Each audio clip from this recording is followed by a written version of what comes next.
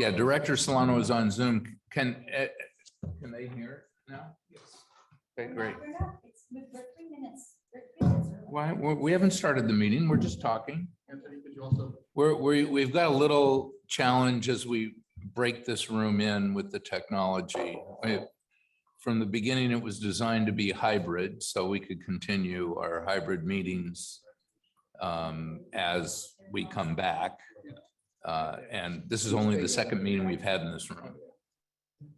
Does one need a microphone to speak or? It picks up, I think they pick up very well. They're highly sensitive. Loudly, don't pick up. We're gonna be getting more mics. Right now is- We just gave away our money to the EDC. That's right. You don't mean it. Although Elizabeth told me that we used to give $30,000 to the. No, we never did. Yes, we did. 5,000. No, 5,000 since I've been on the council. 5,000 since I've been on. And then there was a couple of years we didn't give anything because there was no. It was always. It's right in there, yeah. They made a mistake on the Atherton. We've been Okay, they should have been advised. Yeah, that was a mistake. Mine is. Well, I don't, I think there were some You better hope we did next organizational week. issues I've never had which one of my George hands. addressed in his email, Guess how it's gonna go. which wasn't appropriate to talk about today. Oh, But I we have a recommended picture that of we it have a if you wanna special see meeting to what it address looks those like. issues. I agree. Not a special meeting, but one of This the is what it looks like. Wednesday Yeah. afternoon. It's inflatable, but we haven't really tried it on a rough grass. So tomorrow we're gonna actually do the official test to see if it works. But, Is there a prize I for think the they winner? were. no, I They think did. that there's embarrassment for the They made loser, though. promises. And, I don't know. That shouldn't. Prize be. for the winner. All right. Hadn't thought of that.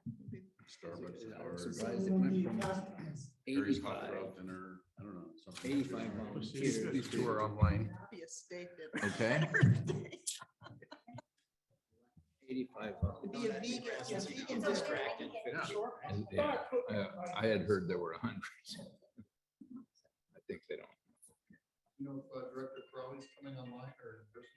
I don't know. I was just checking to see who it was. I have not heard from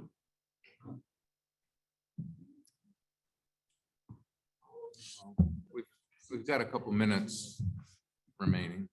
If anybody wants to grab coffee. My phone says 2. She's joining online.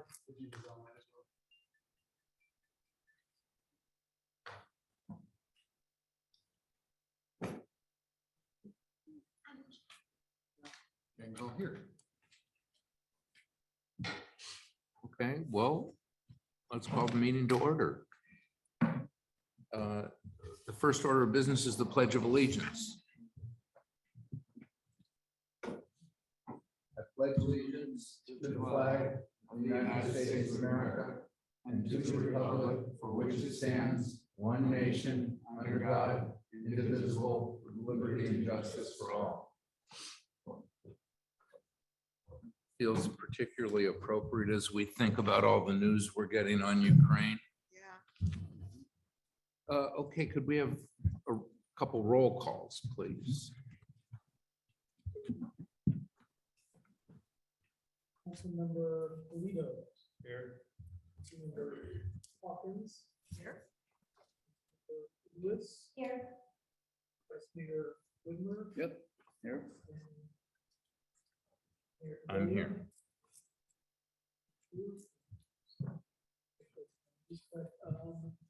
Board Member Bernstein.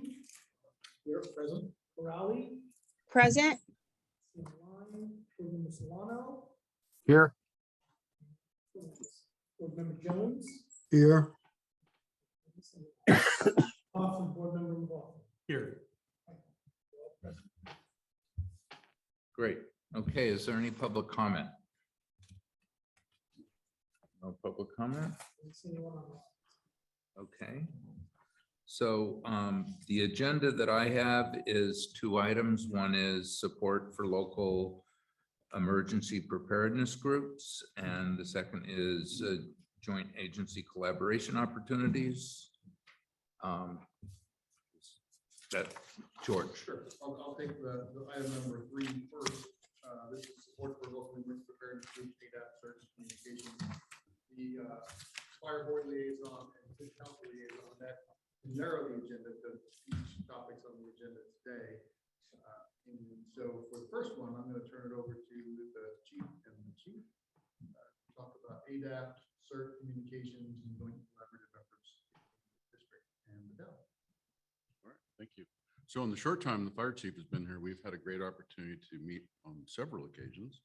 A couple of those around ADAPT and talking about communications issues with ADAPT. We identified within ADAPT from the communications drill that we identified some ways forward for ADAPT to improve communications. And one of those is an idea that we've been discussing is providing a cache of family radios to the different block coordinators, along with some other material that they can have ready to go when an emergency happens and they need to communicate to each other. Better communication and improved communication to what we hope is a ham radio operator in the area, which will be connected here at the EOC. Good afternoon. For those that I haven't met, I'm Mark Lorenzen, your new fire chief for the Menlo Park Fire Protection District. So been here a little over 2 months. Like the chief was saying, we've had a lot of great opportunities to already engage with our communities. We have, well know, some really engaged volunteers and some interest. You have a wonderful group with ADAPT. I was one of the guest speakers, I think, after the chief was the very first. I was the second, and had an opportunity to both share some ideas with them and also listen. So as we said, we are looking in every way we can to support our community volunteers, whether it's through training, some leadership, additional communications, maybe providing some type of assistance in the form of equipment or drills.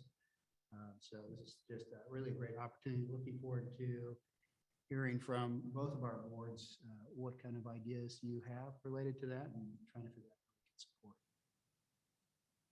Great. Well, I don't think we need to separate questions and comments. Anybody who wants to address it? Chuck. I just, because people may not know, I just want to be sure that everybody knows, we have 2 staff members from the fire district here also. We have our fire marshal, John Johnston. And we have Ryan Zollicoffer, who is the head of our Office of Emergency Management. So for those of you who don't know the 2 of them, I just wanted to be sure that you had their names. Great. Welcome. Can I bridge onto that, Director and Mayor? Ryan, could you maybe elucidate a little bit for the whole group, what your role is amongst all of the cities and how you training, whatever? Yeah, I know we've done some training before, so I appreciate the question. So my role as a fire district is I'm exclusively the national response manager, so I ensure that our agency complies with the National Incident Management System and MPFD 1600. So a lot of my work is building large-scale incident management plans for the fire operational side, and then how that integrates with each municipality. We also provide additional support on training and EOC operations. So from time to time, I'll work with each of the liaisons for each city and do EOC exercises and drills as far as communications and command trainings and whatnot. I also work with the schools and the businesses. Right now, we're doing a lot of school outreach as far as identifying who the point person is, as far as emergency management contacts, and then so we can build training exercises around schools, working with the fire district. So I kind of have a lot of different roles. I'm the liaison to the city, but my primary responsibility in the fire district is to ensure that our plans are in place and that we can integrate with each municipality as far as large government management. So we do a lot of EOC drills, and right now I'm overseeing the CERT program. And one of the things that we're promoting is our top 5 programs. I have that here, our big 5 programs. So we're running our CERT program, which we offer 3 times a year. The last one just got completed in March. We got one coming up in June, and the third one in October. We run our Red Cross Ready, which is an all-hazard 90 minutes emergency preparedness class throughout all the jurisdictions every month. That's the second Wednesday of each month. We offer CPR first aid the first Saturday each month as well. And the class that I'm be working with Stanford, the Education Center on is Stop the Boot, and we have a training coming up on the 25th. All of our information can be found at menlofirestreet.com. We built out a really robust website that supports all these additional programs. So we run the community parents programs, general services, as well as we have subject matter experts in EOC operations. And then again, my role is doing incident management planning, large scale incident department. I know 3 of our council members, excuse me, over the years, we've done emergency drills on our old public works building over there. Ryan's been there to do web EOC training and other EOC incident training right there at that site. But all of our council members, as you know, need ICF. Whatever those numbers are, how would you suggest that they get that sort of? So the best way to get that is first to do that to FEMA and get an SID number.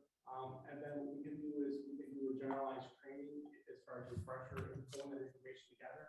But FEMA, the Institute of Emergency Management, will issue them the official certifications that they do need, which is ICS 100 and 700. I don't think they have to get the 800, which is talked about the National Response Plan, but ICS 700, 100. And then we can tie in with the council members and just go over the information that they completed online.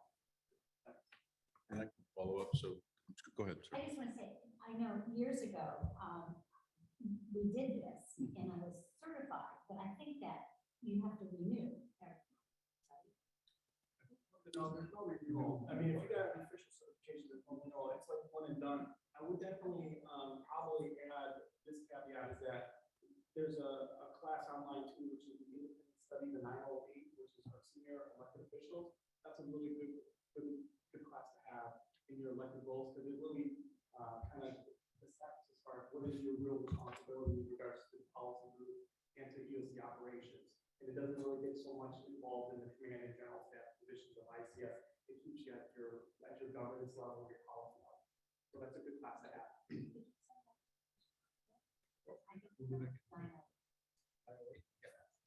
Bill. So when I went through the cert, and a number of people, residents that went through it with me a while ago, when we got our cert badges, it said it's good through 2022. So now, is there some sort of renewal process or what? When I've asked at drills, is there going to be something? Is there something? They say, no, it shouldn't have said that. I don't know what the situation is. Yeah, I mean, I guess what we're figuring out right now is we're trying to figure out what programs you're aligned with.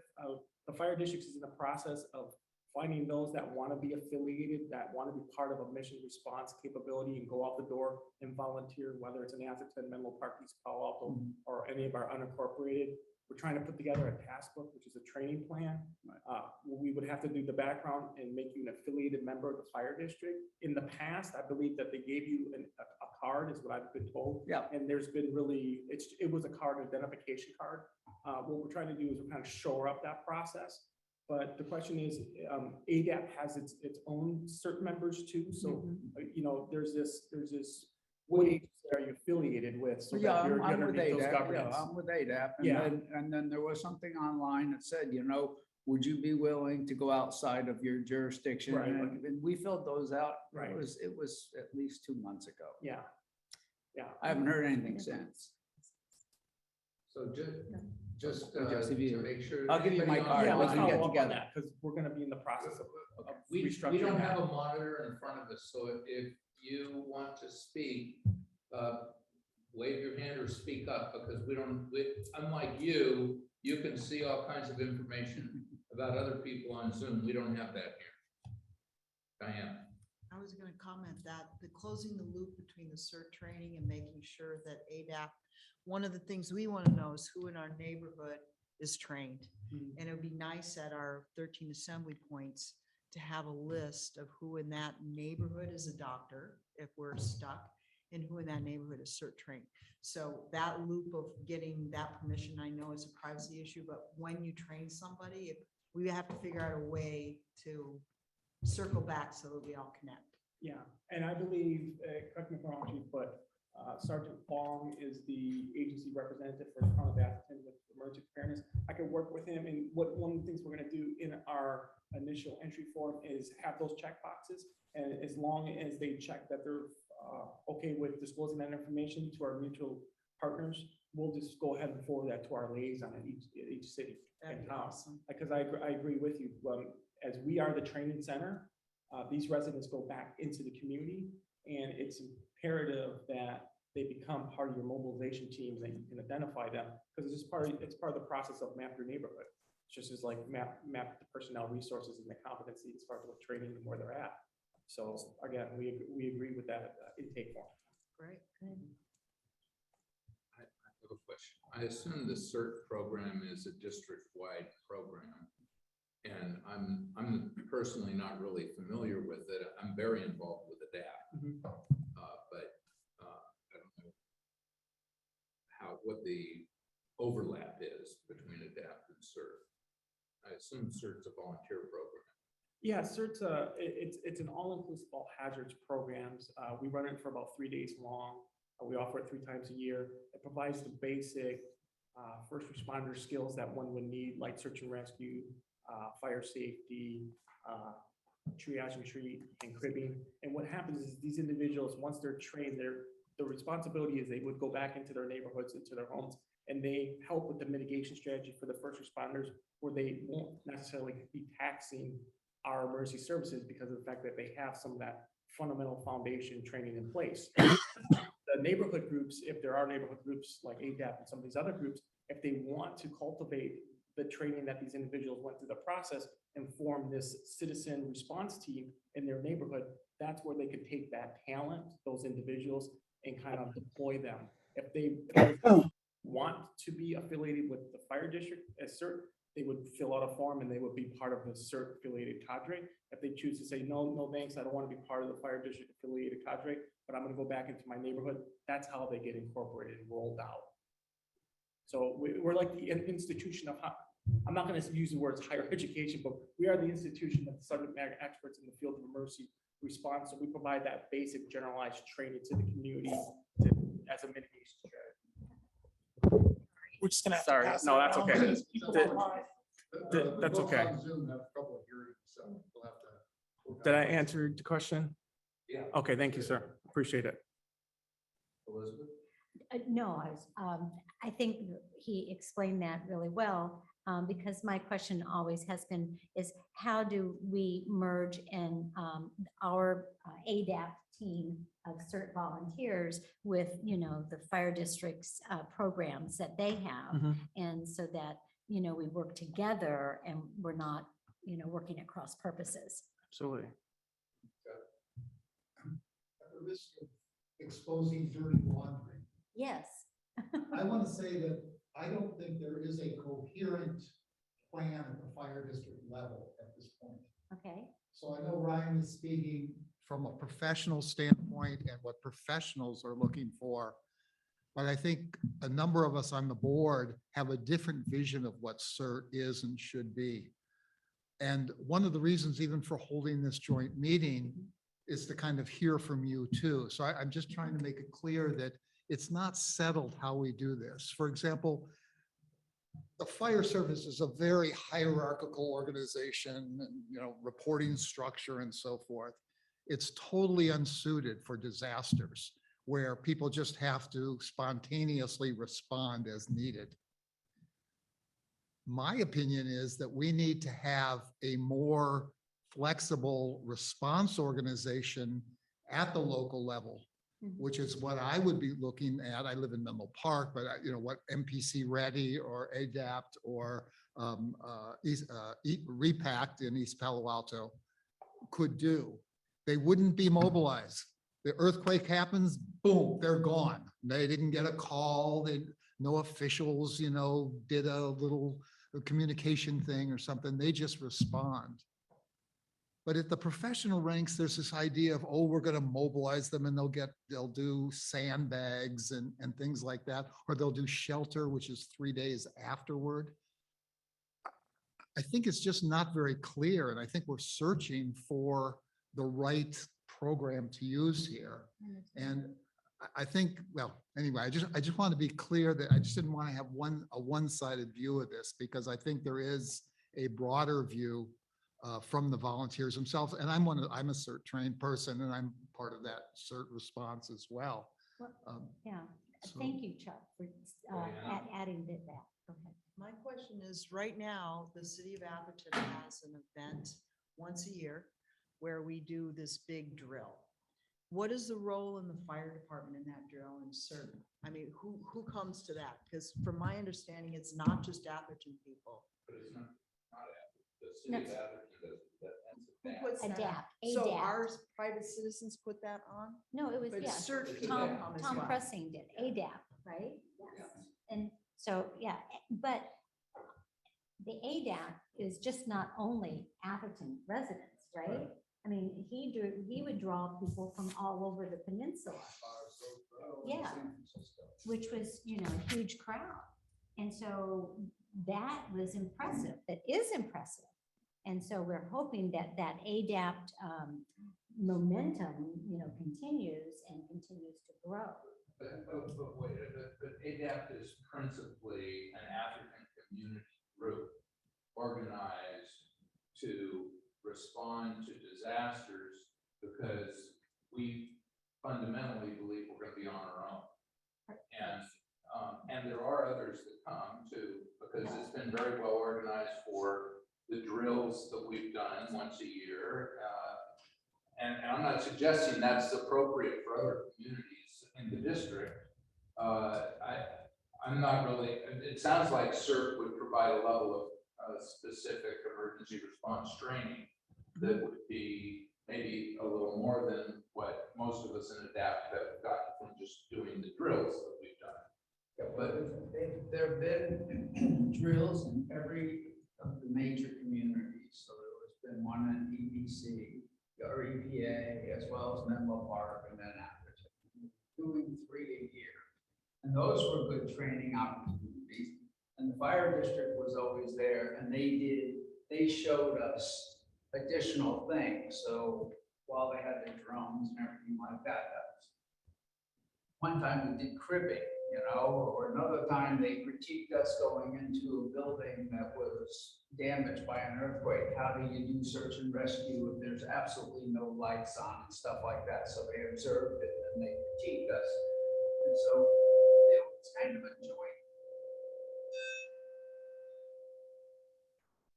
It was kind of a joint thing, but yes, the ADAP head, which was Tom Pressing, he developed a scenario of events, and it would be multiple pages, and it would say, at this time, this is what happens, at this time, this is what happens, et cetera, et cetera, et cetera. And then we went through that, and we ended up practicing that. And so, and there was something similar. Tom did that for the other communities as well. And as Elizabeth has pointed out, certain people from all over came to those too, because everybody wants that extra training. But it gave an opportunity for people who hadn't gone to CERT to actually learn and participate. So the drills are great. If I may, just kind of coming back to what Director Bernstein brought up to us, from the fire board's direction and position. We've got 3 members on Zoom and 2 here in the room. I just wonder if any other board member wants to speak to that, because maybe at the board level, we need to have, an agreement how we can, work together with our ADAPT and our CERT community in a more, effective way. It's what I heard Director Bernstein saying, that the board doesn't have a policy. Director? Go ahead. Being the other director in the room, I'll The other director in the room. address that. I would like to see, the district has a wealth of, I think our greatest resource is our highly qualified, trained personnel. We have a wealth of experience and knowledge, when it comes to preparedness, and then the actual, response. I want to be sure that the district is doing what we can to support citizen volunteer groups within the district, whether that be equipment or training, organizing the drills. I think we play an important role in that. I think one of the reasons I was disappointed with the study that we commissioned was I was looking for, what is the existing structure and how does that deviate from, a more desirable condition. So I think we still have, from my perspective, some work to do there, just organizationally.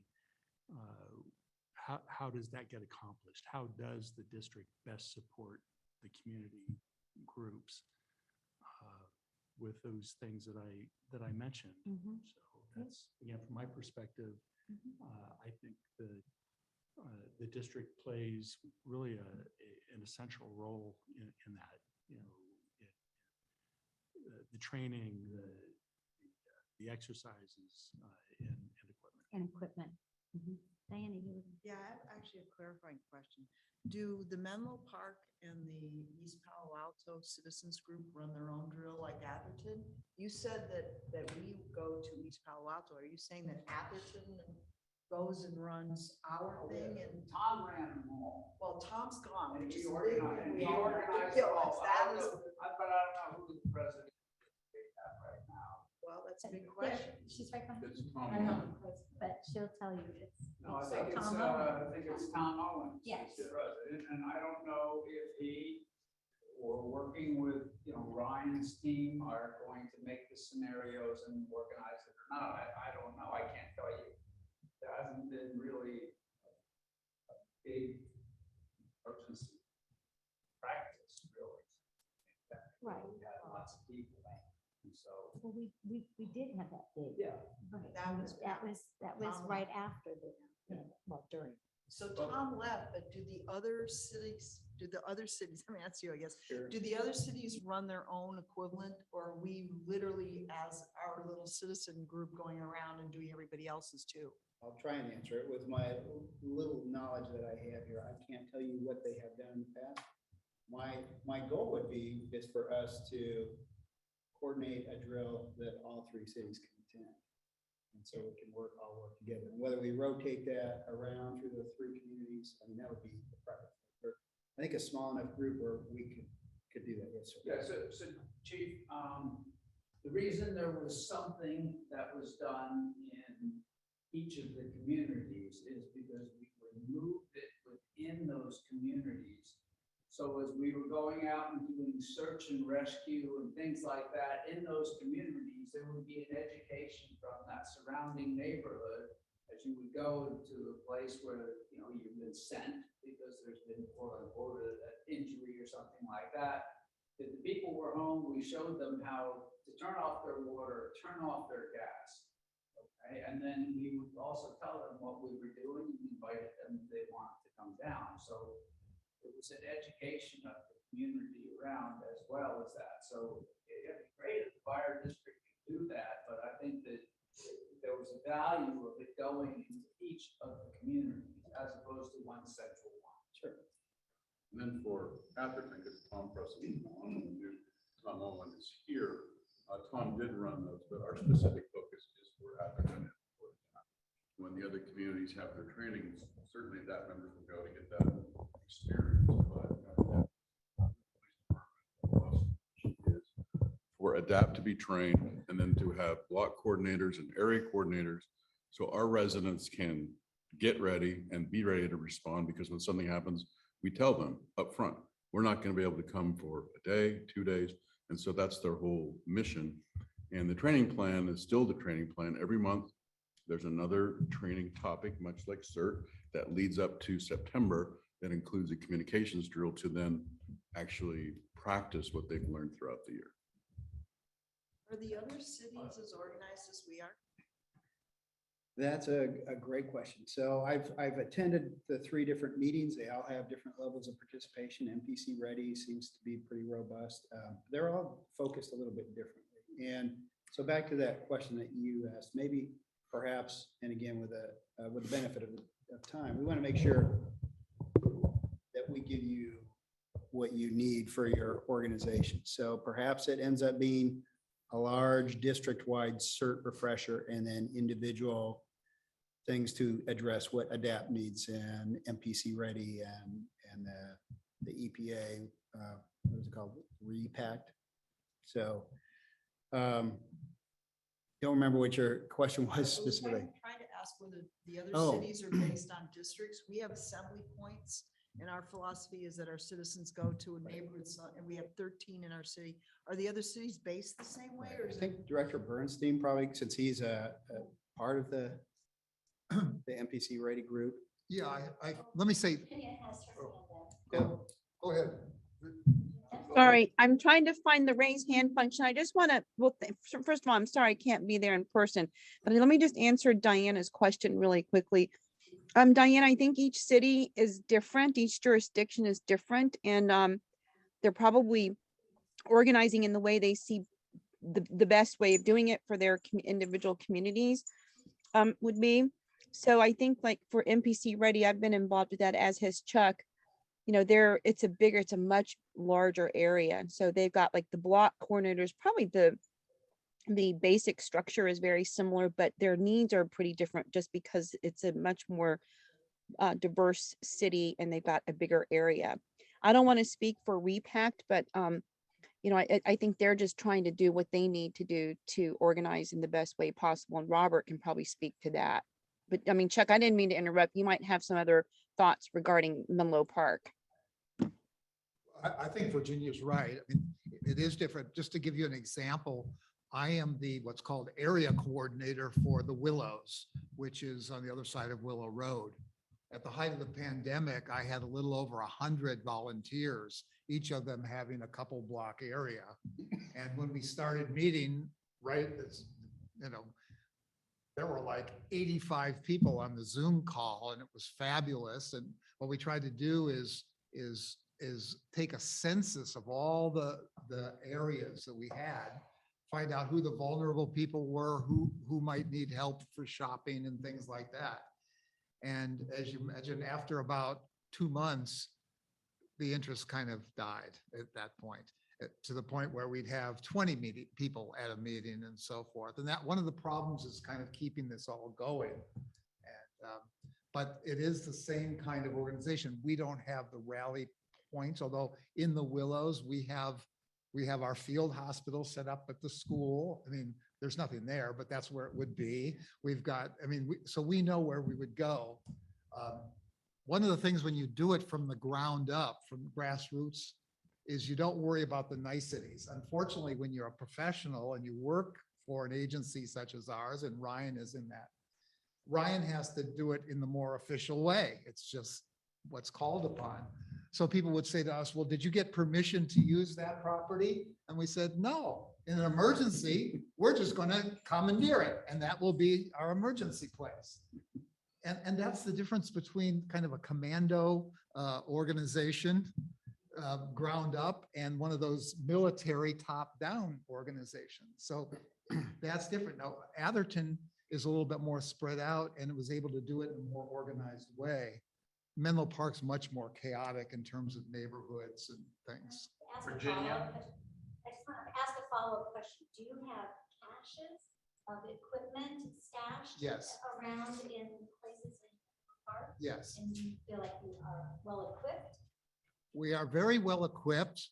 The caches were all behind locked gates that nobody can get into. So we used to make a joke that our first training need to be breaking and entering so we can get to the caches. But that's kind of the disconnect between the official part and the grassroots Where part. did you get the caches from? The district provided them. Okay. Are they the same as I know. ours? Go ahead, Virginia. Thank you, Rick. So Chuck is right, but again, I'm going to just stress that every area is different and they're not all in the same, at the same level of preparedness and execution. And I really think that like for MPC Ready, my being a resident of unincorporated West Menlo, we've kind of merged together with them because the unincorporated Menlo area is just smaller. But if you look at North Fair Oaks, it is significantly bigger and there are more needs, and they're just not, the fire district has reached out to them. And I bring this up because North Fair Oaks kind of is pretty close to Atherton, when you get to Middlefield Road, that area. But so I just want you to know that, the fire district is trying to be as responsive and as possible as little areas get ramped up and are ready to be more involved. And I know that North Fair Oaks is one of those communities.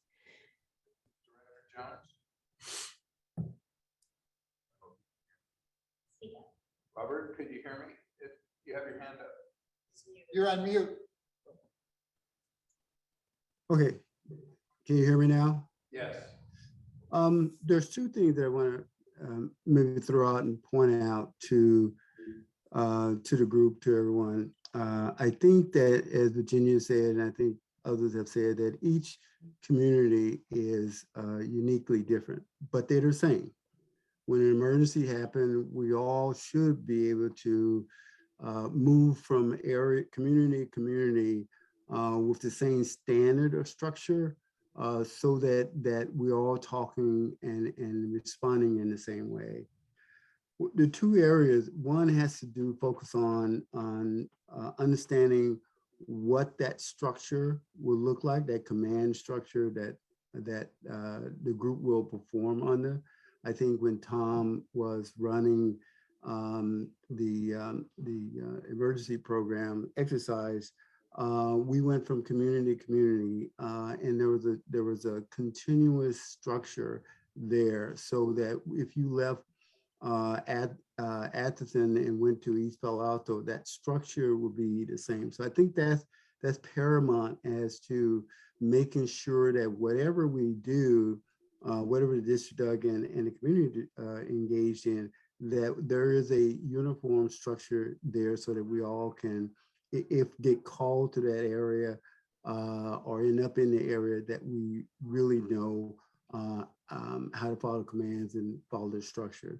The second area of concentration has I think the district is going to have to focus on, as well as the communities, what type of equipment, what type of that will be needed for each of the communities. I know that at the beginning of the conversation, there was someone mentioned about having caches and enough radios to support the neighborhood. And I think there was someone mentioned there was about 13 neighborhoods in Atherton that has been identified.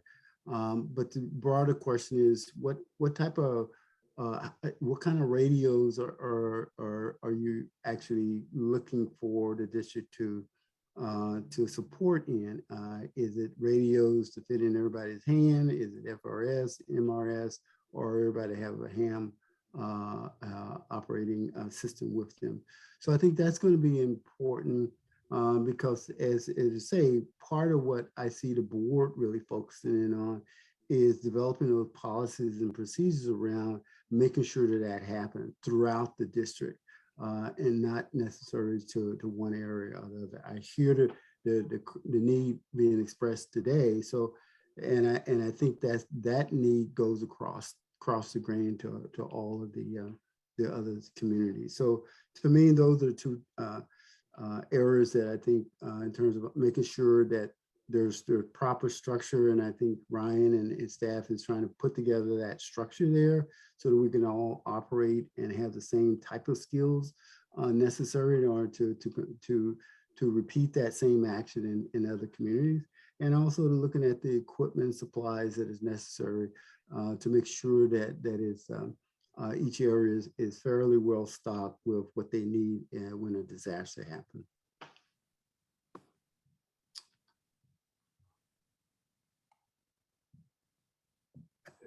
I'm done. Is there such a thing as the best practices that are dictated, I don't know, nationally or by the county, or is there such thing as what the best way to do this? I know in some cities it's called block coordinators.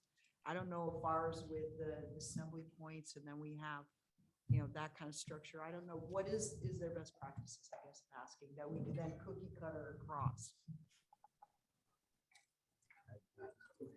Yeah. That kind of goes to what Director McLaughlin brought up, which is the first step is to really analyze what we've got and what would be best to have. I know for Atherton, Adapt, really the premises we're on our own. And we're gonna make sure we take care of our neighborhoods and we're pretty organized. I mean, we have a coordinator for, I think, almost every one of the 13 areas. Now, that doesn't mean that we have procedures that are necessarily really well defined. To Director Jones's point, I think that level of direction, and I think Adapt, I would speak, I'm an area coordinator. I do what Adapt has instructed us to do, which is we have an assembly point. People who pay attention in the neighborhood know where the assembly point is because there's a sign that says it's an assembly point. We know we go to that assembly point in the event of an emergency, and then we take direction from the EOC. But it could probably be better defined in terms of a standardization of procedure, as Director Jones said, and I think we'd be very open to making adjustments that would be better for the district to standardize that across the different jurisdictions, with the exception, I think we would want the exercises for us to be in our district. And I'm sure East Palo Alto and Menlo Park would want the same, because I don't think I'm going to learn as much by going to another district when everybody's trying to get together, when if we have an emergency, like a big earthquake here, then we're going to be in our home district.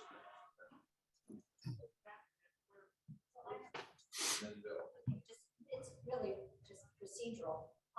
We have our ADAPT, and right now, Tom Owens is the head of the ADAPT. And there's like an ADAPT board that kind of helps manage that board. In Menlo Ready, do you have a hierarchy like that? Is there one head guy or gal, and then, a little team of volunteers that help on a monthly basis, reach out and keep everybody up to date and educated and things like that? And the same thing for the repack.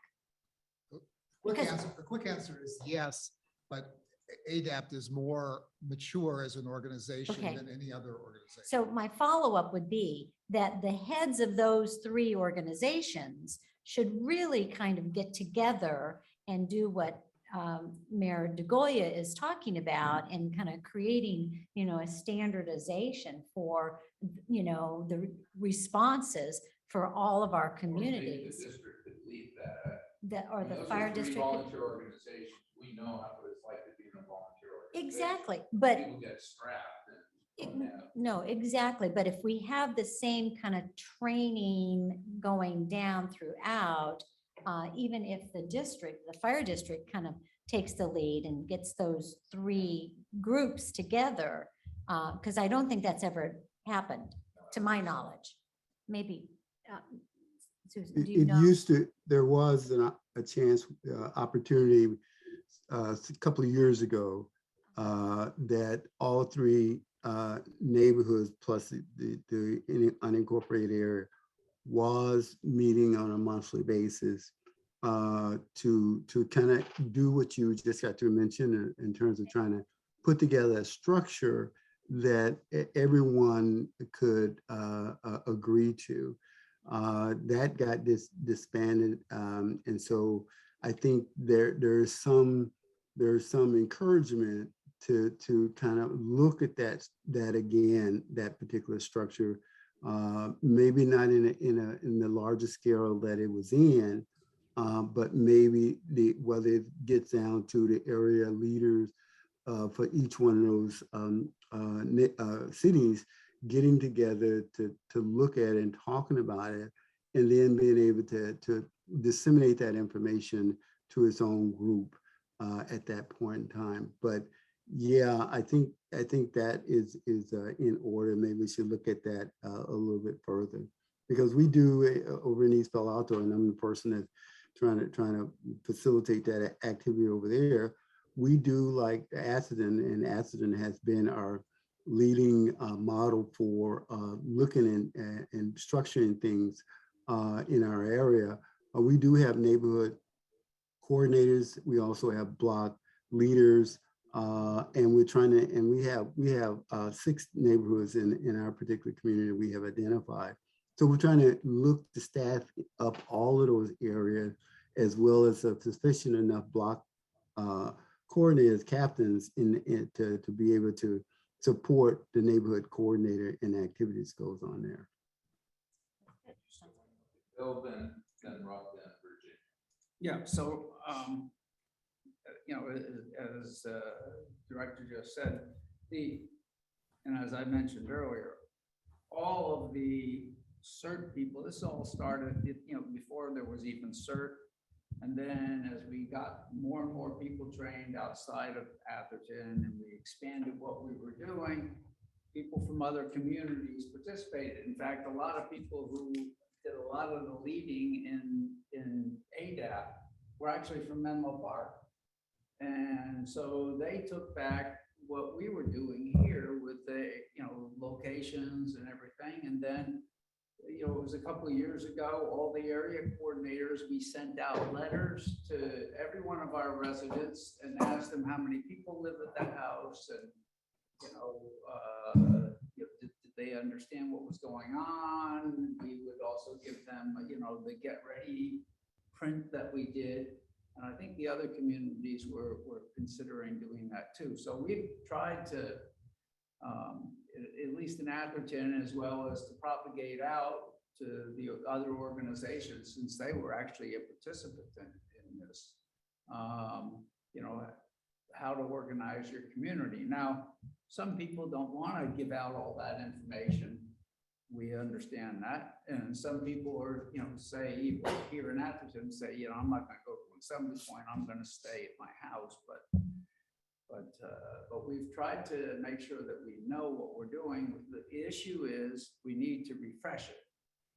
And, you know, and then normally when we ran the drills, you know, and Chuck, you know, and in Virginia, you guys can, you know, contribute, but normally it was certain people that were leading the different areas or leading the search and rescue team. And so the other people that were there that were just volunteers coming because they were interested or they'd been going to the ADAP meetings, but they would then learn from doing at the same time. And that's kind of how we grew the thing organically. Now ADAP, if you go to the ADAP, all their meetings are taped.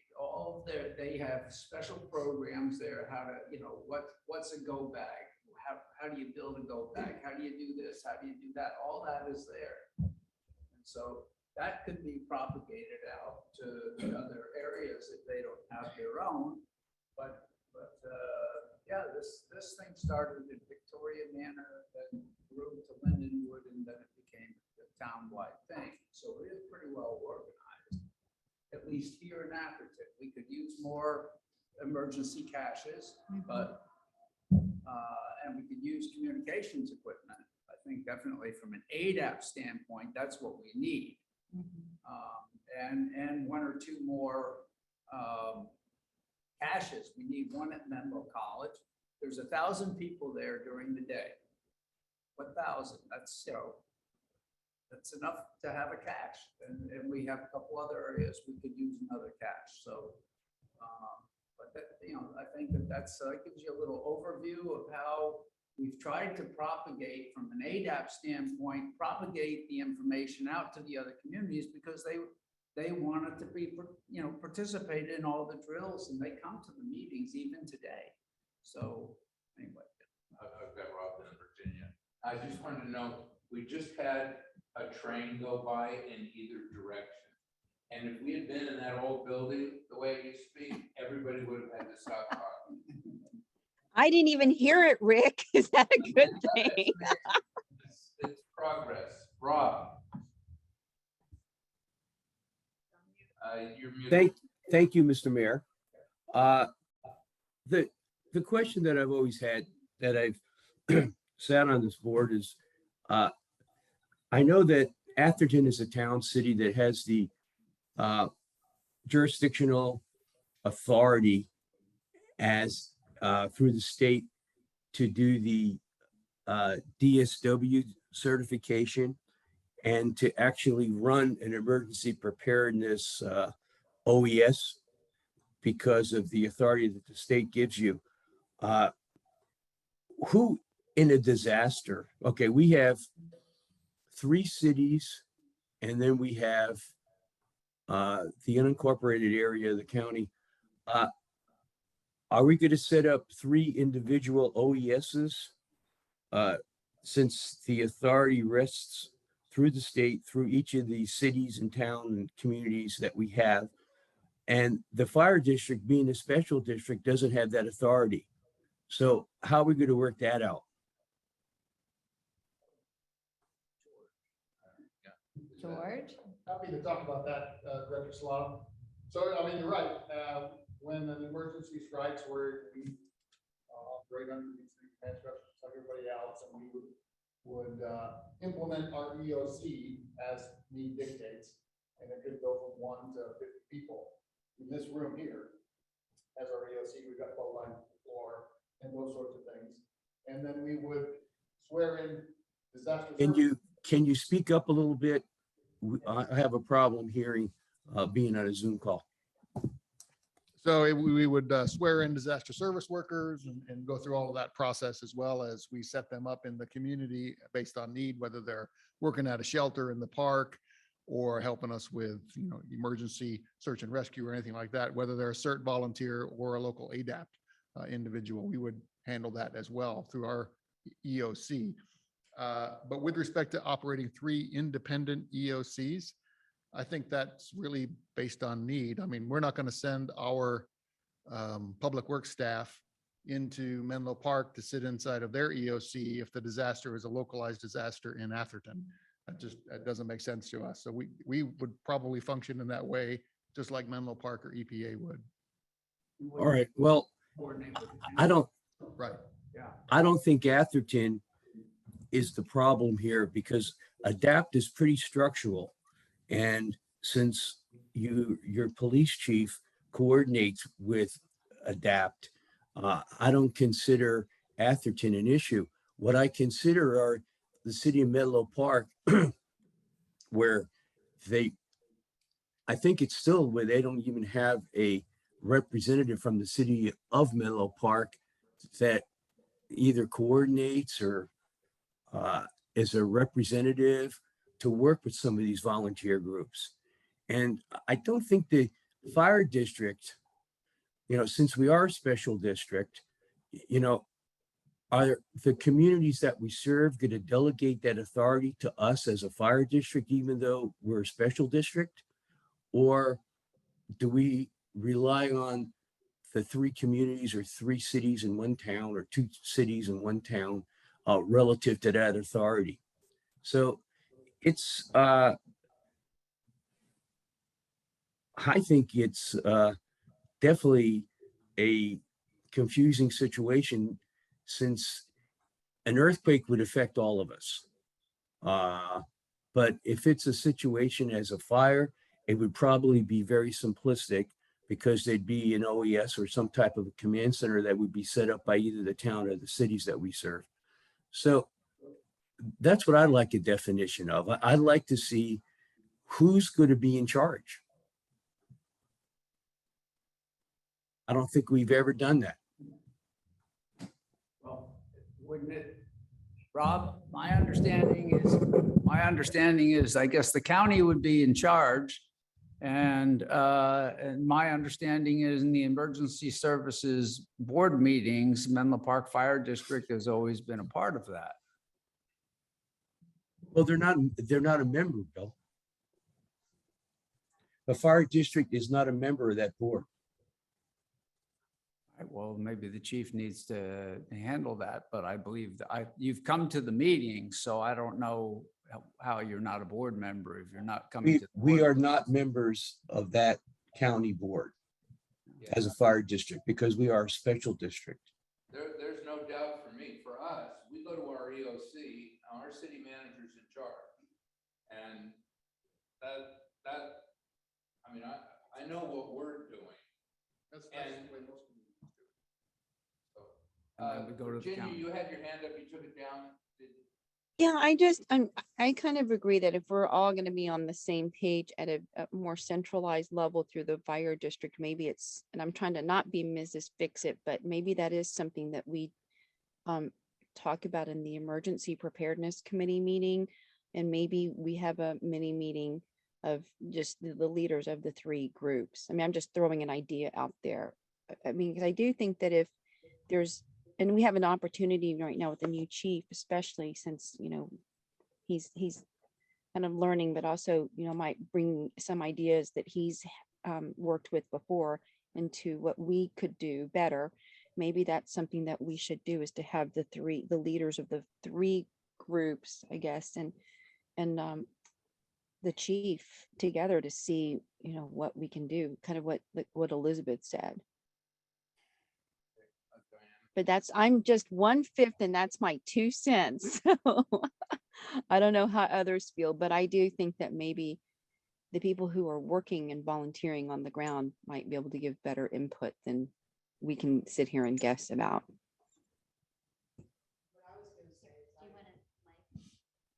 Is that Elizabeth? I can't, are you speak? Diana's Oh, okay. It's very hard to hear y'all. Sorry. I'm trying to.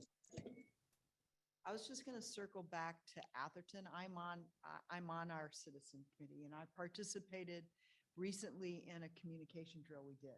And some of that's what's driving this, is that we got out with our little walkie-talkies. We get out with our little walkie-talkies, and they didn't work. They didn't work for a number of reasons, even within the drill, and I participated in that. And I am not trained, so I am clearly the citizen that's going to be the people doing this. But the walkie-talkies weren't at the right channel. Because of our trees, the transmission, we couldn't.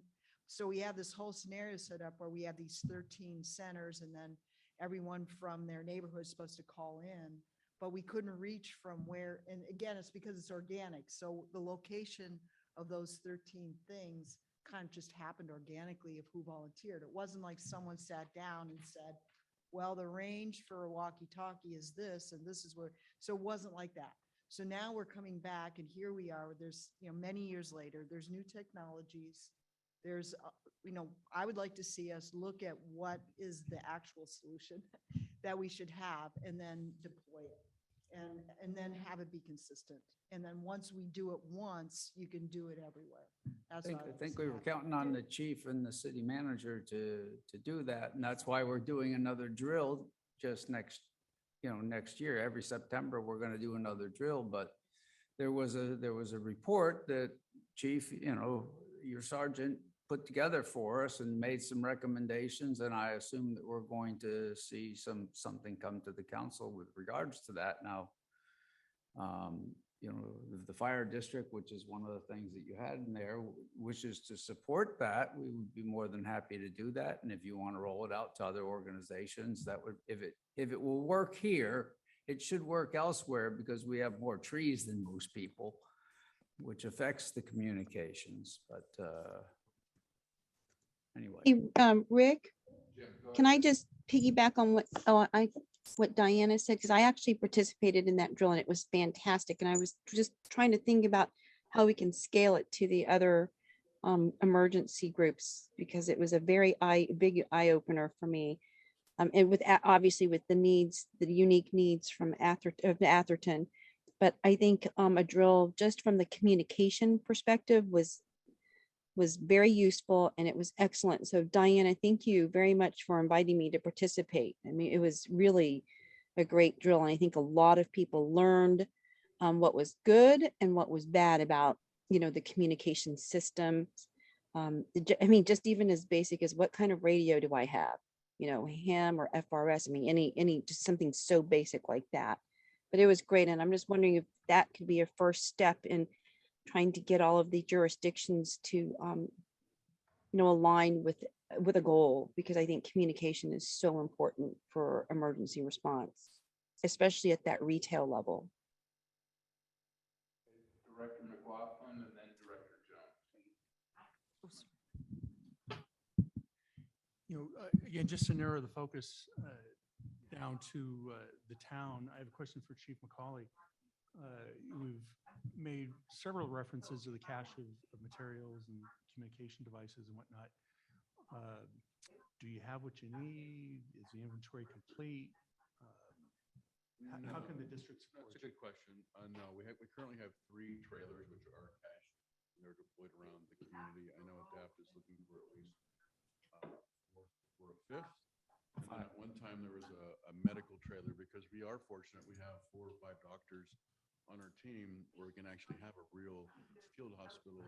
And working with the prior fire chief, we were still working on that solution to get another resource in that way. And that's something that we would look for as the district possibly to support that. Most of the equipment on our trailers now they're funded by the town. There may be some minor district equipment there, but it's funded by the town. That's another area we would be looking for. And in response to Diana's question about communications, the more we have the drills and the more we look at technology, it still comes back to what we have in place to keep it simple and something that works. What that is FRS radios, probably in a cache situation with the area coordinators. We have ham radio operators, and we're still working on getting the ham antenna here. And I think that's still the plan that works, that would be most usable, keep it easy. Ham radio is a little more technical, and you have to have a little more training. But our plan is to have that ham radio within each area or each 2 areas where the FRS can communicate, and then either on foot, runners, bikes, get to the ham radio person that can get back here to the EOC. Director Jones. Yes, kind of digress just a little bit, picking up on conversation Virginia just had, and I think it might have been Diane that talked about in terms of communication over in our area, and I'm from East Palo Alto, as you know, over the last 6 weeks that our group we have 6 different neighborhoods. We have through our FRS radios that everyone have, we have been every Tuesday testing out our FRS radio range and where we can communicate, where the dead spots are in the community. And that's been very eye-opening to us. We started out initially getting on the same channel, because that's very important. And from what I know that John Mobley, along with the communication group at the district, had put together this chart that had allocated different frequencies to all of to East Palo Alto, to Atherton, and to Menlo Park. So each neighborhood would have their own frequency. So we've been practicing on just tuning in to one frequency of the 6 that we have. And I think that information, maybe Tom Pressing may have, maybe Tom Owens may have it, because they've been a part of that communication group. So that's a good start in terms of trying to understand the range of the FRS radios and finding where the dead spots are. Yes, that's it. Speak into the mic, please. I was going to say something politically incorrect. There is the thing of what's on paper, like what you said, Chief, is the runners. We found ourselves when we were actually out in the field. I was one of the youngest ones there. So, and I don't consider myself being able to run very far. And I was one of the youngest ones. So there's the plan, and then there's the reality. I was one of the oldest ones. Yeah. It was really bad. I was second And there oldest. was a- and you were second. So this is what we're looking at. My son. I when you can't were- do it. Right. And I can't do ham radio either. But I guess what I'm trying to say is the best thing I've heard said so far is the idea of organizing the groups and then actually going out and trying everything. Because it's one thing to say we're going to have runners, another when the reality is. It's one thing to say everybody has an FRS, and then it comes that they don't reach, or they're not plugged in, or they're not. So I would see them, they're at the cache, like we were saying, and that they're taped to the right channel, and just make it easier and make it consistent and do a best practices. Cause I think we've never really tried a lot of it. Even the drills that we do are on the higher level. They're not on the neighborhood level. As far as I know, that was the first time we've done a neighborhood accident drill as opposed to. Okay, well, I was everybody just gonna coming add in something doing to more what the chief emergency said. parts. Yeah, and one, a simple response to a lot of the concerns and the issues are, yeah, we have a plan on paper. Emergency happens, you have no idea what's happening. The main message to our residents, and should be to all, you have to be responsible for yourself. I can't say that strongly enough. You have to be responsible for yourself. Hopefully then yourself and your family are safe. Then you start working out to your neighbors. And as we start to get our hands around it, then we will get out. But that's the main message is regardless of what's happening, you have to be taking care of yourself. Bob and Bill. I'm not very familiar with most of what we're talking about. I don't, certain, I mean, I know what they stand for. I don't know what's supposed to be in a cache. I'm hearing things that kind of surprise me, like Menlo Park has a hospital location, but there's nothing in it. I don't get that. We got radios that we don't know how to work them necessarily, and they're not good enough to get to where they're supposed to be. It seems there's a lot of rebuilding the wheel in each community. Mostly I'm shocked by the fact that the best trained people in the area on any kind of emergency, our fire people, don't seem to be communicating and leading what we're talking about. So trying to get an action item out of this, besides the fact that we need some radios, I guess, it seems obvious to me that the leaders of the three areas, East Palo Alto, Menlo Park, and Atherton, should be sitting down with our police chief and our fire chief, and maybe a couple other police chiefs along the way, in a small manageable group to put some direction together on this thing, rather than this group that's maybe marginally qualified to even have the discussion, in my case, not qualified at all, and put together some action items, some direction, some standardization of a way to get a hospital that actually has something in it. I mean, that to me is a starting point that I would be a proponent of. So just quickly to respond to what the council member just mentioned, I will say our board of directors is gathering a community study session together on April 26th to do part of that. And that is to invite all of our community groups from every community that we protect to a study session where we can do some listening and figure out exactly what those areas are that we need to improve in. The other thing that Director Solano was asking, that question about who's in charge. Well, there's a couple of different answers to that. If we're talking about in the EOC, it's likely going to be the city or town manager. If it's for the overall incident, it's going to be the two of us in unified command or our designees. And in the case of an earthquake where it's a widespread thing, it's going to, we're going to have a lot of designees and maybe create operational areas, to deal with those things. And we're going to be dependent on the EOCs to support us in our on the ground missions there. So the answer to the question of who's in charge in the EOCs, it's going to be the city managers. On the fire ground, it's going to be law enforcement and fire.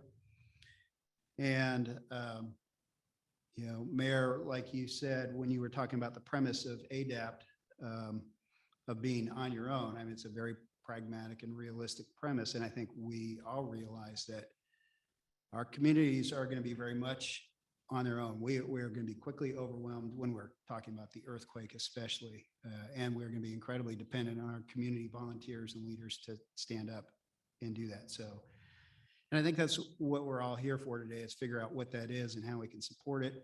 Part of it's going to be local drills, and part of it with me is just listening. What worked in my last organization doesn't necessarily work here, and listening and hearing that your community needs that engagement in your community so they can be practiced there. And maybe there's a broader countywide thing for our CERT members, we can do that. And then finally, And you'll hear me repeat this over and over again, is we are your fire department, and you should be able to ask us for what your needs are, and we will figure out a way to support you and your community, whether it's ADAP or an EPA or Menlo Park or our unincorporated areas. We are your local fire department for each and every one of those communities. So that's what our goal is to do just that. Great. I've got Chuck, but I just want to alert everyone, we're 5 minutes after 5. We've got a second agenda item, which actually goes to joint agency collaboration opportunities. So I think we're moving in the right direction.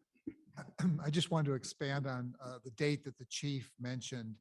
We are having a study session, a board study session on April 26th. It's a week from Tuesday from 7 to 9 o'clock. And that's when we hope to hear from these constituent groups and the public in general on what the needs are.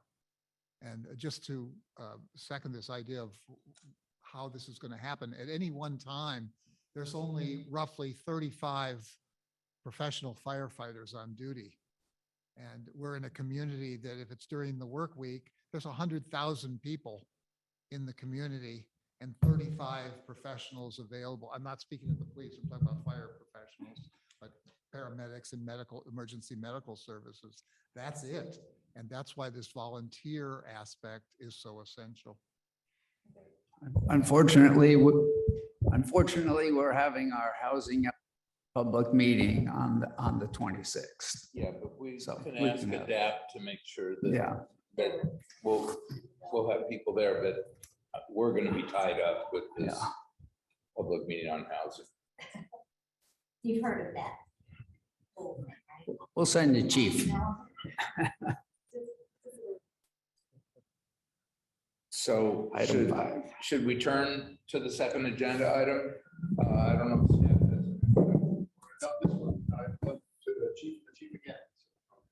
So again, on Zone Haven, the chief and I have discussed this, and I think from the town perspective, it's what we can do to support the fire department, to support Zone Haven, and it all comes back again to residents signing up for, and I'll let you explain what Zone Haven is in more detail. Sign up for Zone Haven, sign up for our notices to get that information and communication out. So we have spoken and had a really good conversation that we are able to assist the fire department, to educate our residents on Zone Haven. And again, the need to sign up in order to get the information. Sure. And I will turn it over to John to talk a little bit more about Zone Haven. And it's basically I think every community has something a little bit different. Reverse 911. It's a proactively, it is a proactive, you have to sign up for it in order to get notifications for evacuations. Incredibly important for us and for our communities. And this whole area here that we're talking about next with Zone Haven, emergency access, a lot of it is appropriate for our fire marshal to discuss about. Wildfire education, we've been working actively with our communities. I know every time I have an opportunity to talk, that's generally the conversation revolves around a lot of what we're witnessing in California with our change in our climate and our fire season being year round, and fires obviously moving much faster and having much more significant impacts than they have in the past. So the public is highly interested and engaged, and there's things we can proactively do in our community here in Atherton and the others. Part of it's access, part of it's building construction, part of it is working with our residents to harden their homes in advance of fires. Part of it is to have emergency plans in place so that when we have an event, especially in the form of a wildfire, people are ready, they have their plan in place, and they tune into media and evacuate when we ask them. But with that, I will turn it over to our fire marshal to talk a little bit about Zone Haven and allow you to ask him some questions if you have some.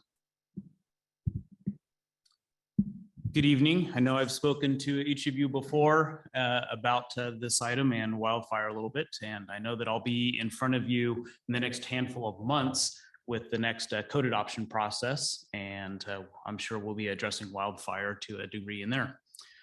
With Zone Haven came out of the works with CAL FIRE on the coast here and San Mateo County Department of Emergency Management as a evacuation tool.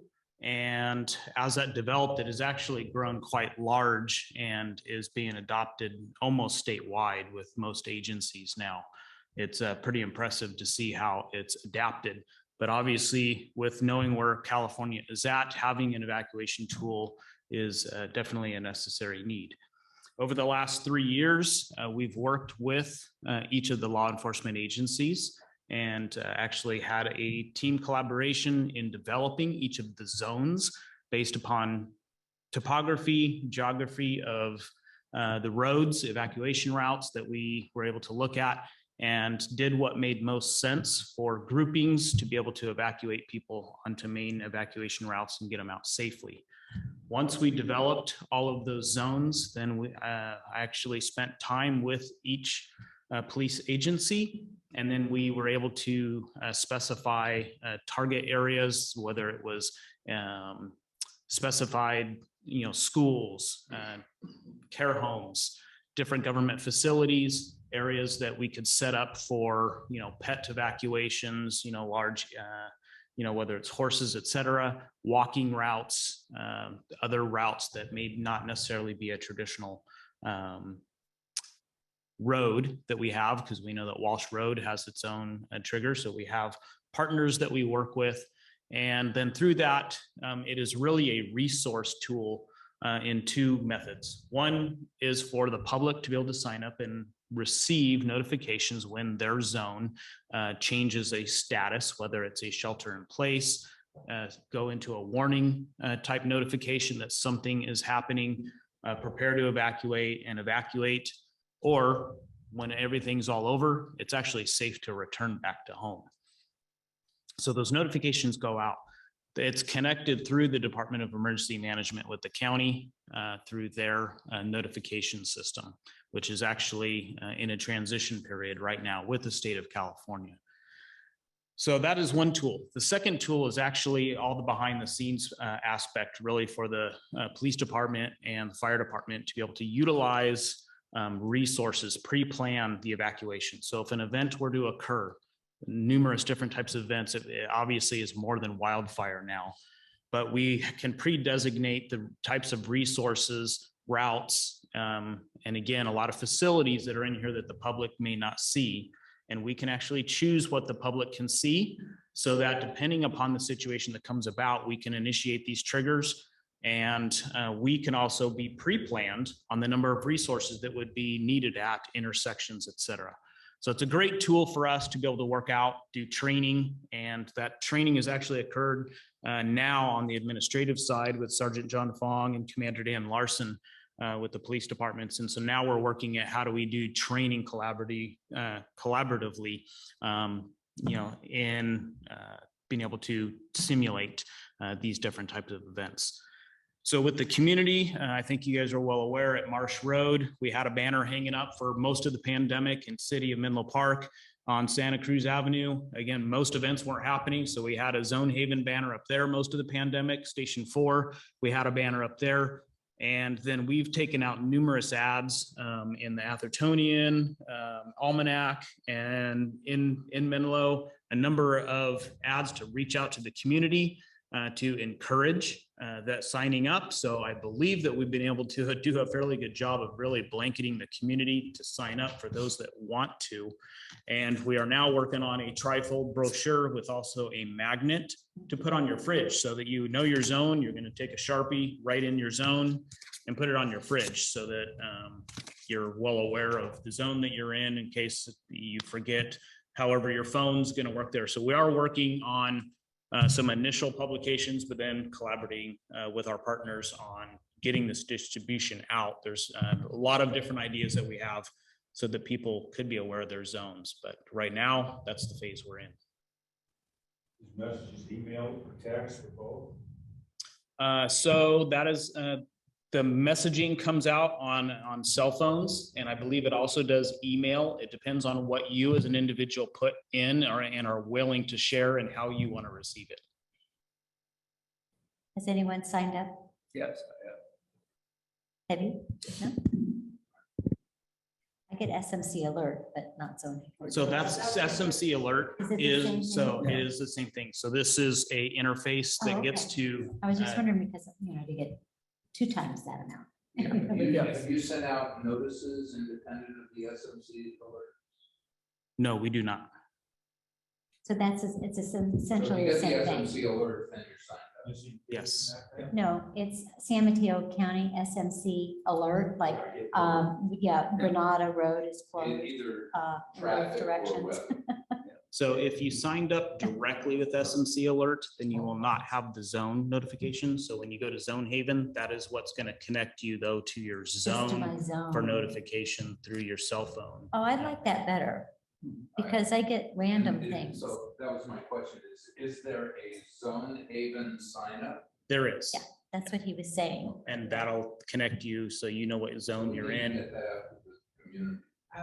We've asked that you guys bring every banners and any sign up stuff to our Earth Day. That's one of our reach out centers. But the question I have is, as a citizen, I can sign up. Can I sign up for smoke alerts?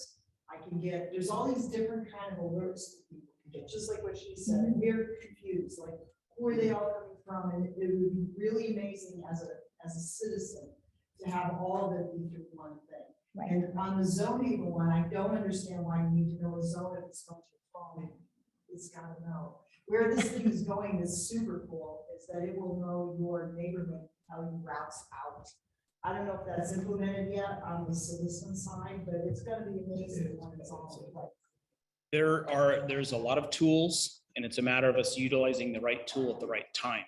So just because there is pre-done evacuation routes doesn't mean that's the best route at the time of that incident, depending on what's going on. So it's up to us to implement the correct route and the correct information when that time comes.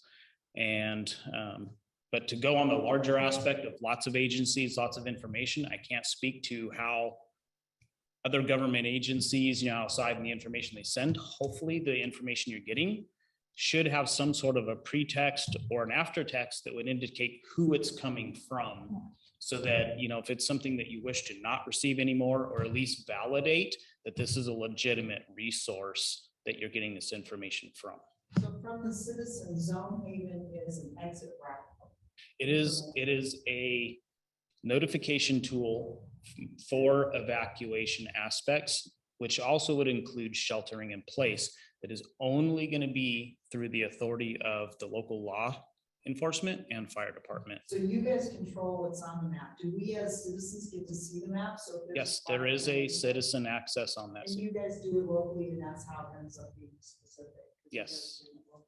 Correct. You guys, is there any smoke warnings as part of this at all? Yeah. If we do not have a specific smoke warning that's on there. However, if smoke is entering the area and there's concerns, we could utilize the tool through, again, Department of Emergency Management to put out a message if we feel like it's something necessary, but we really want to be cautious how much messaging we put out, so that again, we want it to be listened to and not become something that, oh, I got another text again and I'm not going to listen to it. So I just say, it's obvious, but from the Atherton community, the greatest concern in the wildfire area is the Walsh Road Canyon, and where the hills are narrower and the roads are steeper, and there's lots and lots of tree cover. We have lots of tree cover everywhere, but that's the area that we're the most worried about, because of people getting trapped. So with those areas, so we are looking at what other communities have done in regards to evacuation routes and securing that when it comes to abatements. I will say that overall, we look really good comparatively with that access. I've driven it numerous times, looked at properties, and a lot of the properties I had concerns with have been developed in the last few years, so that the properties are well maintained. So what we're doing is more of now what we've been doing. I think everybody west of the Alameda for the last 5 years has received a postcard that has wildfire education and links to information to help better your property. Of course, everything right now is voluntary, And it's always a fine line when you go from voluntary to mandatory, right? And so that is one of those things that I'm putting together a bunch of information to come to the town of Atherton to see what changes do we want to implement that would aid in those efforts. And I am going to be focusing on that west of Alameda because I believe that is where the state will be heading in the future for this area, because west of Alameda and the rest of the county is wildland urban interface. And so we do need to look at how can we be proactive. Yeah, so when you came last, and maybe the second time you came to talk about this in our building codes, I asked you, are we in a fire? Should we be mandating, are we in a fire zone, wildfire area? Or should we be implementing these things with the boxes and the air vents into the attic? And you said, if I remember right, that if we mandated, it could affect our insurance rates. Is that still the case? I believe, yeah, that's it's terminology and stuff. Insurance companies are always looking for something. So I do want to be careful with what we do in terminology. I think we can implement measures as safety aspects because we've been able to do that throughout the state. So I just want to implement measures that we believe are proactive without declaring anything that the state hasn't declared. Okay, I think that's close to what you said last time. I just wanted to see where we were. So may I just, so I got a call from a resident the other night telling me that an insurance agent just told him that they've stopped issuing fire insurance in Atherton. And I said, that's crazy. You know, I've got fire insurance. He says, well, I'll go back and I'll verify. So he called me back and he verified. And so I need to follow up on that. This was just 2 nights ago, I think. And you know who the man. That's interesting. I do get phone calls from insurance companies all the time verifying property and what our zone is. So I do get those, which is why I want to be cautious. Yeah. Well, as of, you know, he says that they're not going to write fire insurance for any Atherton property anymore. Which company was it? I think he said either Farmers or State Farm. Oh, that's interesting because I heard someone in Woodside wasn't able to get property insurance and it was, or theirs was canceled, but that State Farm actually allowed, I think, yeah. So. Well, I think Woodside or Patola Valley, I mean, they're having a really hard time. They are also in wildland really urban hard interface. And their policies are being canceled as well. But I mean, it's not even a renewal issue. They're being canceled. How they could do that for Atherton. Say what? I said they are actually in. Exactly, and I can understand that, and I feel very, very sorry for these people. But, so anyway, FYI, I don't know. I said, I've got my insurance, so far I'm fake. You know, but it expires every. Yeah, I know, but they just send me a big bill and I just pay it somehow. I mean, at that point, Elizabeth, it's worth the money, right? Absolutely, yeah. Go ahead. I was just gonna ask, in our areas that we have identified as high fire, one, we've said before that this stuff has to be with you, people forget. Do you periodically do mailings to that community, or how do we get to our particular community? So to clarify, we don't have any high fire severity zones in our district. So I want to clarify that.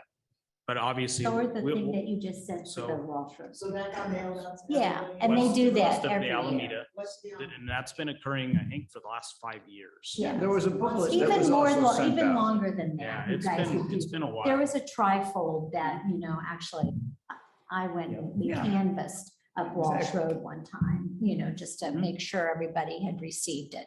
Yeah, it said 5 feet around your. Yeah, right, and then. Is there anything as a city that we should be doing to help west of the Alameda?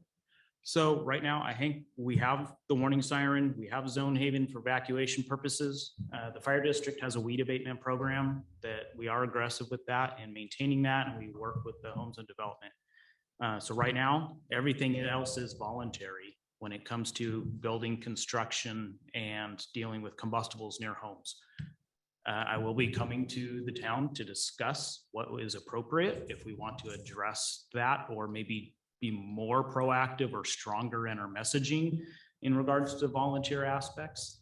Again, that's something to consider. And I know one of the ugly things that, we brought up, I have actually spoke to one of your planning managers, is in regards to trees. And, I know we love the trees, but there are certain trees that we don't like. And so there is some trees that the county and the state have deemed as hazardous and are encouraging removal. I am actually proposing that we follow that suit of what San Mateo County is saying, hey, these are hazardous trees, because these trees, one, they're not indigenous, but two, they've experienced the greatest amount of loss around these trees. So I think if we can, again, be proactive and identify that and then encourage, the type of species that we would like here, we can do well. So.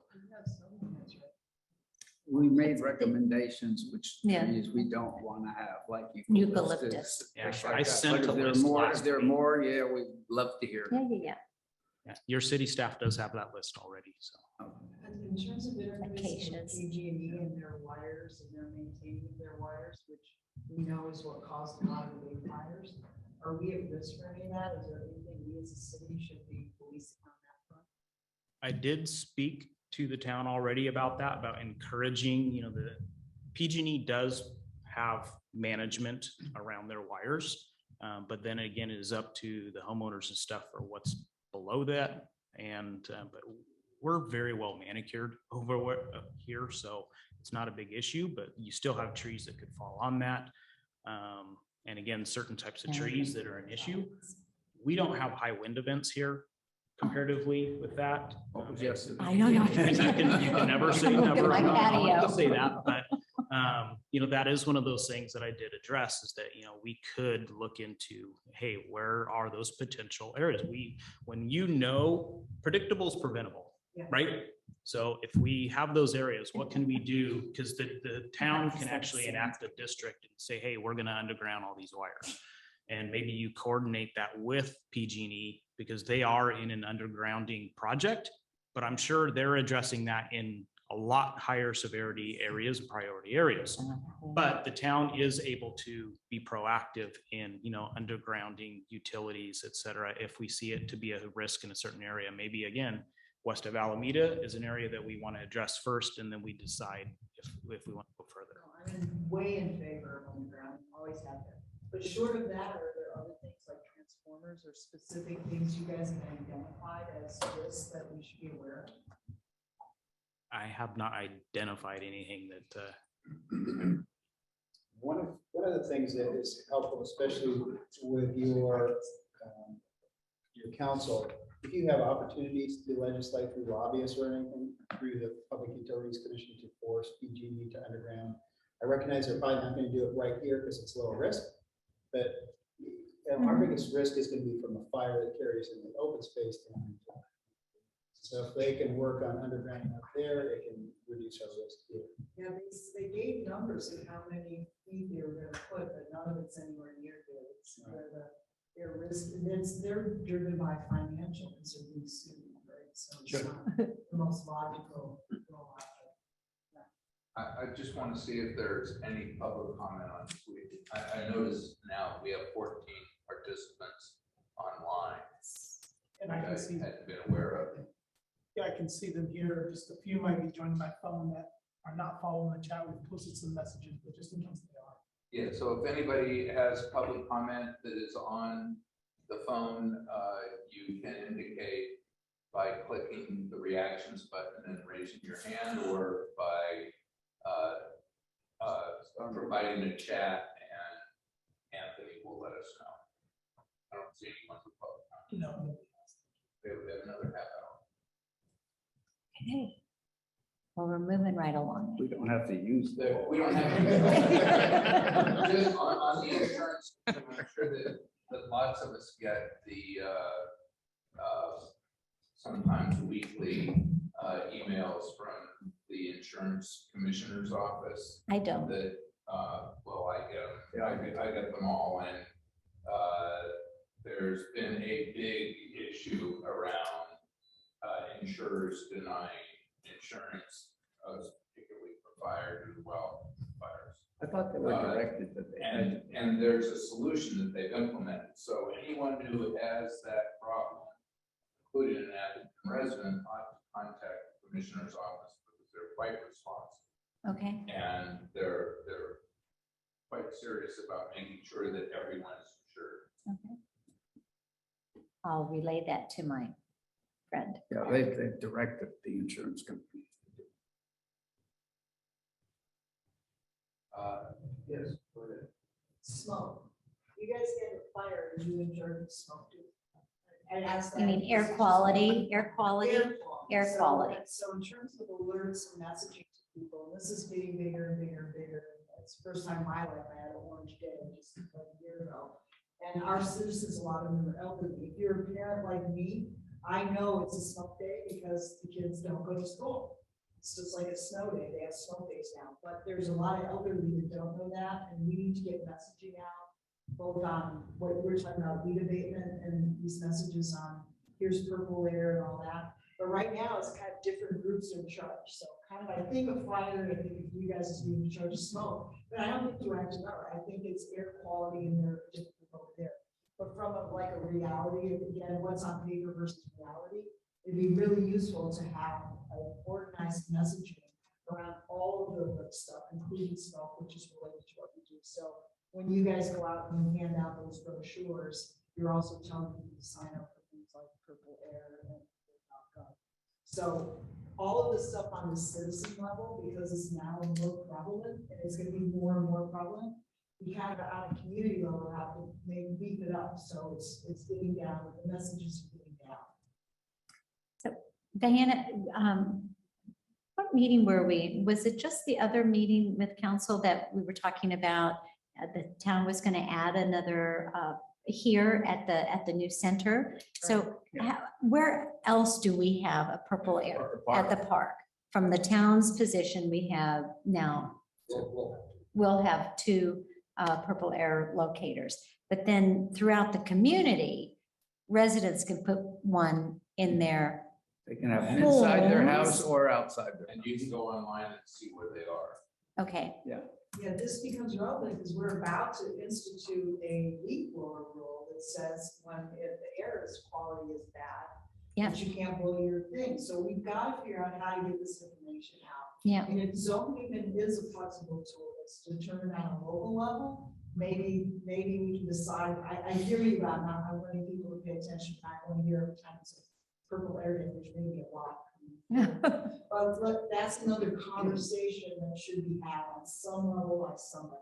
Yeah. And instead of having it fall into different organizations, because people as a resident, you think of fire and smoke in the same Well, way. I know the town has a new tool, is it Simplicity or something like that?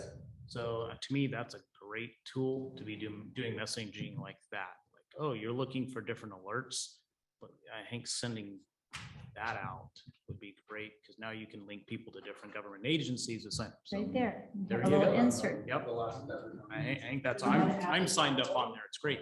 Can you download this app on our phone? Mhm. And so I know the fire district deals with fire, but you guys aren't experts in smoke. Either are we. So I think one of the issues that we have to face as local agencies is we get the information from the experts in that area, their quality, and then just replicate that information. Okay. As best we can. We can't, I don't think we should be implementing our own smoke analysis and putting that out. You're saying Right. echo the messages that are coming, yeah. Okay, yeah. But it's coherent, it's all emergency messaging, and we're getting more and more emergency, so as a community, we need to coordinate that a little better. Another committee. Okay, that's good. Any other comments? Just real briefly, I don't know if you've watched Station 4 take form. They're on My. Alameda. Beautiful looking facility. I don't know if we have it already open, but it we should, the next. So I hope we'll get the word out to everyone. Thank you. That's pretty amazing. And we have two big public events about to occur here. One is the one Diana mentioned earlier on June 23rd, an Earth Day event in the park. which- No, April 23rd. April 23rd, which is going to consume the whole park. Big event. And second is a opening for this whole center once the construction zone is gone, June 4th. Yeah. June 4th at 11 a.m. I have one last question before we get off it. When you were talking earlier about structural and what we do going forward, would it make sense to have a person whose job it is just to talk to the three people, the three cities that are the citizen groups? Is that you, or it sounds like you're going up, you're going to the emergency centers and up. Is there a need, maybe even if it's part-time, but is there one person identified whose job it is to talk to the citizen groups, I guess is what I'm trying to say. And if there isn't right now, is that a role that maybe we should use that will help us do all this? I can, Who's going to coordinate? I all can, three? yeah, I can say with relative assurity that I don't know if we have that specific person, but it sure feels like we need one. And I think we'll probably also hear that on April 26th too, that some of our challenges have been with communications and consistency. And so we'll figure that out internally. But yes, we will ultimately have somebody who's going to be responsible for coordinating with our three groups and then also figuring out how we also include our unincorporated areas that don't have those groups, because there's a good part of our district population that's not currently in any of those areas. So I really appreciate your comments about that and your willingness to kind of absorb that. But maybe, Susan, in the interim, since Atherton's ADAPT is pretty organized, right? That maybe you could maybe take a lead in reaching out to the REPAC and the Menlo Ready group to somehow talk to the heads of, get Tom to, take the lead to kind of coordinate that initial meeting. I worry that we are at a juncture right now. Yes. And now we have a turnover. Yes. In that organization. Yes. There was a very specific personality that really led it, okay? That person's gone. I don't know what's gonna happen. The other things happen is George is gonna open up his center. So we're really, and we have new chiefs. I So know, we're at yes. an amazing point where we should be redefining everything, because we have all this new stuff. So whatever we did before is great. Let's learn from that, but we're at a really interesting point to redefine it. Right, okay. Well, I actually think that the common point of these 3 or 4 communities, when you count the unincorporated area coming together, is the fire district. That's the special district that ties us together. Okay. And I think that someone from the fire district needs to take that initiative and not put the burden on ADAPT. ADAPT is working to create its own structure. in the Again, absence of right, a Tom, remarkable yes, leader. right, okay. So. Yeah, I'm not disagreeing with your point, but I just want to talk about the psychology of it, because one of the things that's really problematic for a volunteer organization is those feelings of inadequacy. The minute you put some super professional fire district person in there, everybody says, "Ooh, I can't do that, not me." And it actually demotivates, in my opinion, action from the ground up, from grassroots. Yeah, it's a good What point. I think we really need is somebody who knows what it means to be a volunteer coordinator. They know how to motivate people, they know how to praise them, they know how to get them together and do social things, make them feel like they're part of something. Unfortunately, one of the things that happens with, not all of them, but many of the fire people, when they come in and do the training, they're so good that you walk away and say, "Oh, I wouldn't dare do that." So I think that those volunteer coordinators, and I've seen them work really well in some communities, Palo Alto especially, where they run these organizations like they're sergeants. And even though the people aren't being paid, if they don't show up, they're out and they bring someone else in and it really works well. So I think that's a different skill set. I agree with that, but I think it still needs to be defined. So we still need to get the professionals defining what we need and where it should be, what walkie-talkie should we have, that stuff needs to come from the professionals. And then you're right, because it is like I was talking to Tom Owen in our community. One of the things we want to push out is having community parties. And in the party, you get the neighbors to come and do it. And so it does go down to the citizens, but I think at least at the top, we need to start with people that know what they're talking about and have a cookie cutter of what we're then implementing on the local level. Well, Go ahead. I suggest that the two chiefs and the city managers from each of the organizations, as Bob had suggested earlier, get together and they can hash out some of this. With regards to the communications, again, the chief and the city manager here was working on that. And what we find out and what we have found out should be propagated. And we can send that around, but the chief talks to the other chiefs and our chief talks to the other chief. So, To get the 3 city managers together is easier said than done. Yeah. And I just want to push back because I 100% agree with you, Chuck. It shouldn't be at the professional level that the fire organization is, which a hierarchical level, I understand that. But I also continually am thinking back to what Director Jones said, which is that there needs to be a commonality. And I really don't believe that's going to exist unless there's leadership to make it happen. And I don't think we can just depend on the volunteer organization to somehow miraculously do it. I do think that the fire district could hire someone not from the professional staff, but someone who's exactly the kind of person you're talking about as could be a contract position, but just somebody that could pull that together with that sensitivity and understanding. That type of person does exist in the world. Maybe not exist in the hierarchical organization, but does exist and can be hired to pull that together. I don't think it's going to happen if there isn't some leadership. Well, Go ahead. I just wanted to mention something, just one other thing, and it's not for major discussion, but just to maybe keep in mind, and it was something that I was kind of shocked to realize maybe only 6 months ago. And then as you've probably all read about the discussions about encryption on police radios and all that and so forth. And I just wanted to say it because you're the council and you'll make decisions about these things. In Menlo Park, we're on the southern border of San Mateo County. And so we have an agreement with Palo Alto, kind of a mutual aid type of agreement with them.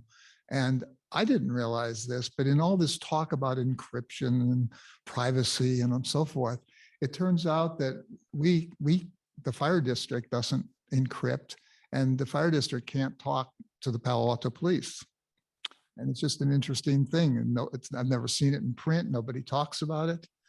But the fact that emergency agencies cannot talk to each other, and that turned out to be a huge problem at 9/11 and the coordination in Manhattan with people being unable to speak together. So I don't have a solution. I don't have an answer, but I'm just trying to make you aware of a problem that shocked me. It just had never occurred to me. it's cross county lines. Well, it's not just cross county, it's because Palo Alto has encryption and we, well, yes, they do. struck down. That's been struck down. They need to get off of it. It was, Federal there was. judge told them that they can't use they that. can't do it. I thought we were required to, wasn't there a whole big? This is This on is, the agenda. yeah. Chuck, you threw us a curveball there. Anyway, all right. Okay. Good meeting. Motion to adjourn. So Thank moved. you. Really great to meet with you. Why have we done it? We Let's need to talk continue more. to do it. It's really I think we should meet in Colette.